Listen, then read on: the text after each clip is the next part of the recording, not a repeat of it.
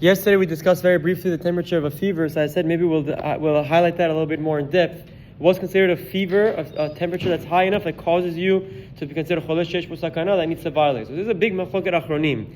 Obviously a fever, if you go back to the times of the Gemara, there's no way to quantify or measure what degree, temperature. So we're dealing with contemporary poskim today, different poskim that argue on this matter. So Rav Moshe Feinstein is of the most lenient opinion. In degrees Fahrenheit, he holds a chole sakana, someone has a fever of around like 101.7, I think, which is very lenient, like 38.5 degrees Celsius or 39 degrees Celsius. That's Rav Moshe Feinstein's opinion. He writes this in regards to eating on Yom Kippur even, and obviously breaking Shabbat when it comes to someone's not feeling well. Now, on the opposite end, Ovadia, we said yesterday, holds that a fever for a temperature that it causes you to be considered a chole sakana, someone who's in severe danger, is 40 degrees Celsius, which is around 104 degrees Fahrenheit.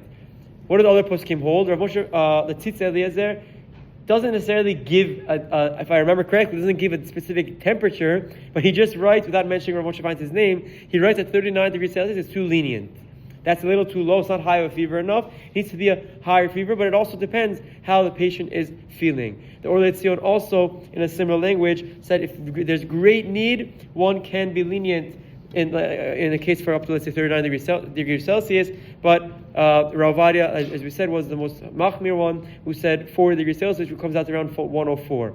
What does Rabbi Chaim say? Rabbi Chaim says, if anyone's not feeling well, has a fever of any of these degrees, even of Rav Moshe Feinstein's opinion, first and foremost, take Tylenol, take Advil. Don't rush to break Shabbat, go to the hospital for a fever. We know that you can break a fever with medicine. Try breaking the fever like that. If the person over Shabbat took Tylenol, took Advil, took different medication, and the fever hasn't yet broke, after some time he's getting concerned and he's really not feeling well, then at that point, if he did his due diligence, he tried, he would be allowed to break Shabbat. And if he's so concerned that even at Rav Moshe Feinstein's degree, where it's like relatively, it's not such a high fever, 101.7, but if he's really scared at that point, he's his judge, he's his doctor, he could be lenient. Where Rabbi Chaim, his approach was try to take the medication at home first before asking to go to the hospital. If you can break it at home, you should, but obviously don't be strict, that it'll cause problems to occur for yourself. That's just recapping the idea of temperature, a fever on Shabbat. Now there's another discussion in the poskim. Can you give medication,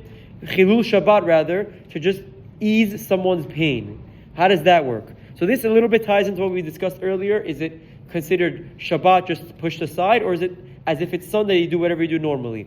And because we hold that it's considered like it's a Sunday, that it's considered chol, then the answer is very different. Rabbi explains, chole sheyesh bo sakana she'anu metzuvim lechalel alav et haShabbat kedei lerefuato. We're obligated to save him. Someone who is in danger to the ill, we're obligated to save. So we're not talking about someone who's just not feeling well, has some pain. He's already a chole. He has another reason why he's considered a chole sheyesh bo sakana. Mutar lechalel alav et haShabbat gam kedei le'akel me'alav et yisurav u'machovav. Once he's in the status of chole sheyesh bo sakana, it doesn't matter what we're treating him for, but I am allowed to break Shabbat just to ease his pain, just to relax him a little bit more.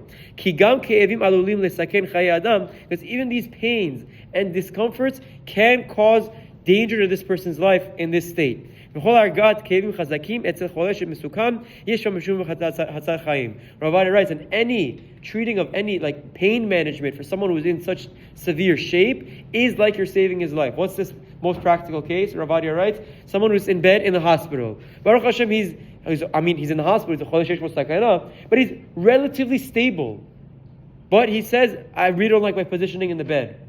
It's uncomfortable for my back, for my hips, for my whatever it is.